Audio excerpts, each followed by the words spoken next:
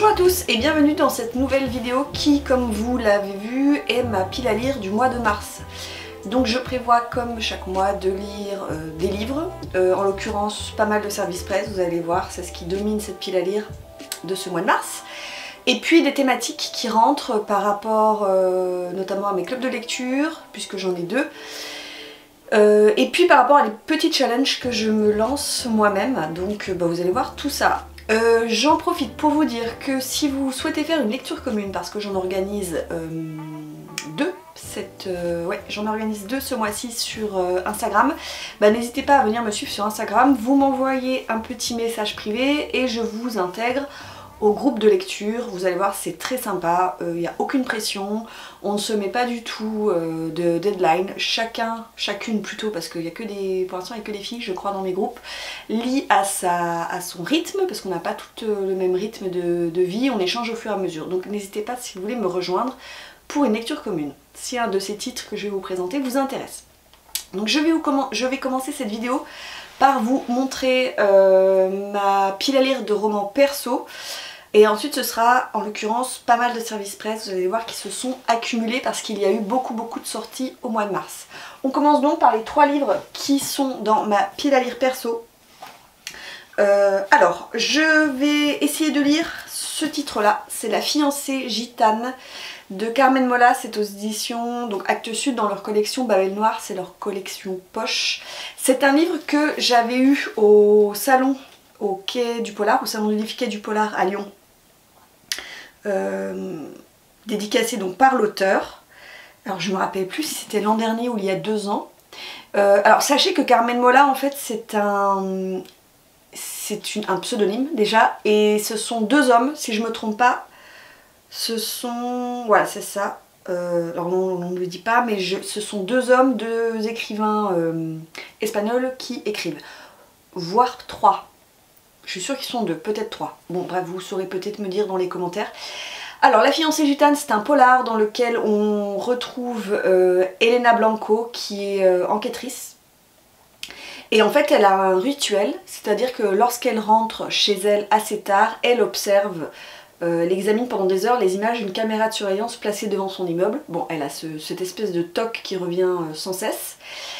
Mais dans le même temps, elle va devoir enquêter sur le meurtre particulièrement sadique d'une jeune gitane qui s'est fait assassiner juste avant son mariage en fait. Et en fait ce crime rappelle celui de la propre sœur de cette pauvre gitane qui elle-même a été également assassinée lorsqu'elle a voulu épouser un gadjo, c'est-à-dire un gadjo, quelqu'un qui est étranger à la communauté tzigane. Voilà, il est quand même, on n'a pas l'impression comme ça, mais il fait presque 500 pages. On verra, c'est le premier tome d'une saga, il me semble que j'ai la suite dans ma valse, c'est même sûr. Je ne sais pas si j'ai le 2e tome, voire le 3e tome, mais en tout cas j'ai sur la suite. Donc on verra bien pour celui-ci qui m'intéresse beaucoup. Et j'ai oublié de vous dire, celui-ci fait partie du challenge que je m'étais donné l'an dernier. Je m'étais mis un thriller par mois. Et donc c'est le thriller du mois de mars. Il me reste le thriller du mois d'avril et du mois de mai puisque j'avais dû commencer ce challenge au mois de juin.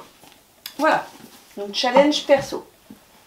Toujours dans les lectures perso, j'organise la lecture commune du Chant d'Achille de Madeline Miller. C'est aux éditions Pocket, dans cette très belle édition. Pour ceux qui ne connaissent pas Madeline Miller, c'est une autrice, elle est américaine.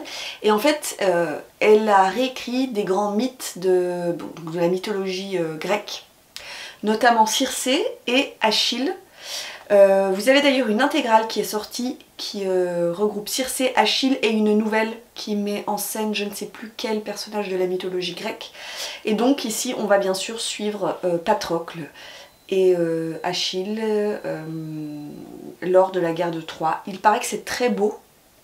Ça me fait un peu peur. Je vous avoue que j'ai un peu peur du style en fait. J'ai peur que ce soit un peu trop poétique, un peu pompeux, parce que j'ai horreur de ce genre de lecture.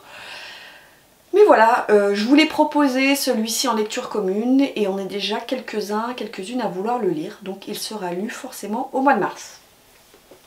Et le troisième livre de cette pile à lire perso, c'est également une lecture commune que j'organise. C'est le tome 1 du Fléau de Stephen King, paru ici au livre de poche. Alors à la base, sachez que le tome 1 et le tome 2 sont un unique et seul tome, sauf que c'est énorme. Ce premier tome fait 760 pages, l'autre en fait autant. Donc c'était, je pense que d'un point de vue éditorial, c'était quand même compliqué à imprimer, et puis d'un point de vue du lecteur aussi. Donc ils l'ont scindé en deux. Donc nous lisons ce premier tome. On est déjà beaucoup sur la lecture commune de ce Stephen King, qui a eu un regain d'intérêt au moment du Covid, parce que c'est un bouquin qui date quand même peut-être des années... Oh, mais j'ai un joli marque-page dedans, tiens, c'est fou. Je l'avais commencé, je m'étais arrêtée à la page 40, voilà, parce que... Bah, autant vous dire que j'ai retrouvé un très beau marque-page, comme quoi j'aime bien en fait de temps en temps avoir des petites surprises comme ça. Il date de quand ce bouquin? 78, voilà, j'allais dire les années 70. Il a eu un regain d'intérêt puisqu'ici, en fait, un étrange fléau, enfin une étrange maladie va contaminer va contaminer une grande partie de l'Amérique. Voilà, on nous dit un taux de contamination de 99,4%. Et donc, on va suivre les personnages dans cette horreur d'épidémie. Voilà, donc pareil, si vous voulez me rejoindre, n'hésitez pas à m'envoyer un petit message sur Instagram. Je crois que c'est pour cette lecture commune, on est au moins 5 ou 6. Donc ça va être super. Je vous montre maintenant ma pile à lire de tout ce qui est service presse. J'en ai reçu beaucoup. J'ai d'abord reçu le nouveau roman d'Eva Björg Egisdottir. Donc c'est une autrice, comme son nom l'indique, islandaise. J'ai donc reçu Les enfants qui blessent, c'est aux éditions de La Martinière dans leur collection thriller. Donc on est ici avec l'inspectrice Elma qui découvre le cadavre d'un homme de 40 ans poignardé 7 fois, et au-dessus de son corps il y a une inscription. Et avec son compagnon Sévar, je pense que ça se prononce Sévar, elle reste à la maison pour garder les enfants qui viennent de naître. Elma va donc tenter de relier cette histoire à la découverte d'un journal intime retrouvé dans le grenier donc de sa propre maison où ils viennent d'emménager, un journal qui relate les événements d'un drame survenu 25 ans plus tôt. Voilà, donc il va y avoir, je pense, un jeu passé-présent. Il n'est pas très gros, on est sur du 390 pages, à peine 400 pages. C'est l'une de mes prochaines lectures, celui-ci. Au niveau service presse, ça va être aussi ma prochaine lecture, je vous le dis c'est sûr parce que je suis en retard, alors quoique j'ai un autre livre qui va s'intercaler avant, mais c'est pas grave. Je vais lire L'héritage sans nom de Hélène Gustafsson. Ici on est avec une autrice qui est norvégienne. Et ce roman, je vais le lire et je vais le présenter pour mon club de lecture au travail, puisqu'on a décidé de lire un roman féministe, féminin, en tout cas de la littérature qui appartient à la littérature féminine assez vaste, puisque on est au mois de mars avec, je vous le rappelle, le 8 mars, la journée pour les droits des femmes. J'ai décidé de lire ce livre et de le présenter. On est donc en Norvège avec une fête qui bat son plein et des jeunes qui s'amusent. Et puis en fait à la fin de cette soirée, Elisabeth, 16 ans, réalise qu'elle a été violée. Saisie par une rage vengeresse, elle commet un acte lourd de conséquences qui marquera les jeunes gens à jamais. Et ensuite on va se trouver 15 ans plus tard avec le docteur Haraldsen qui est gynécologue et qui est retrouvé assassiné dans une macabre mise en scène. Et nous allons suivre le policier Lars Lucassen qui est mis sur le coup. Voilà, vraiment ça c'est tout à fait le genre de roman sur des thèmes un peu engagés comme ça qui me plaisent. J'ai oublié de vous dire que c'était aux éditions Gallmaster et qu'il est sorti au mois de février. Et je suis en retard dans mes services presse parce que j'aurais dû le lire au mois de février, celui-ci. Ensuite, j'ai reçu, alors ça c'est une réception surprise. Alors là, je l'ai mis dans ma pile à lire du mois de mars, mais je pense que ça va être très compliqué de le lire. Parce qu'il est énorme. C'est les éditions Sonatine qui m'ont envoyé le nouveau roman de Chris Whittaker, je pense que ça se prononce comme ça, Toutes les nuances de la nuit. Alors le truc c'est un monstre, hein. Je vous dis pas, quand je l'ai reçu dans ma boîte aux lettres, je me suis demandé ce que c'était. Il pèse, je pense qu'il pèse plus d'1 kilo.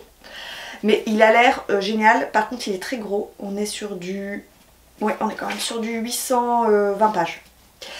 Alors, on est à Montaclair, une petite communauté tranquille du Missouri en 75. Et en fait, il y a un gamin, Patch Macaulay, qui va disparaître. Donc on organise une battue, personne n'arrive à le retrouver. On retrouve simplement son t-shirt maculé de sang. Et Saint, une jeune fille au caractère bien affirmé, décide de faire tout ce qui est en son pouvoir pour retrouver son ami. Chercher des pistes, les jours passent puis les semaines. Et enfin, après des mois plus tard, Patch Macaulay réapparaît. L'affaire est-elle réglée? Non, bien au contraire, il faudra des décennies pour élucider tous les mystères et faire la lumière sur cette affaire. Donc la disparition d'un... Je pense pas que ce soit un enfant, je pense que c'est plutôt un ado, et qui réapparaît quelques mois plus tard, ça a l'air vraiment passionnant. Et les premiers retours que j'ai vus sur ce roman sont très bien.